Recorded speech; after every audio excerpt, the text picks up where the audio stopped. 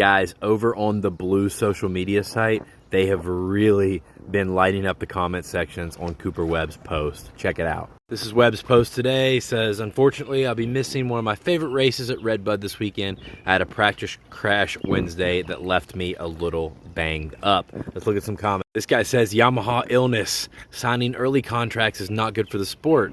KTM may have told Webb they do not need his services the rest of the year. I'm surprised Chase is even racing again under the Honda tent. Guys, you have to admit, it's a little bit suspicious that he signed a contract with Yamaha and then he's suddenly out this week. This guy thinks we're all just guessing about these contract signings. This person said they drove all the way from Washington State to watch Cooper Webb race this weekend. Wow. This guy says practice crash. Yeah, he crashed right into the Star Yamaha tent. This guy says his wife will be disappointed to hear that, whatever that means. And then this girl says, well, I only watch the races to cheer you on. She only watched the races to see Cooper Webb. So, yeah, it's a bummer for all of us.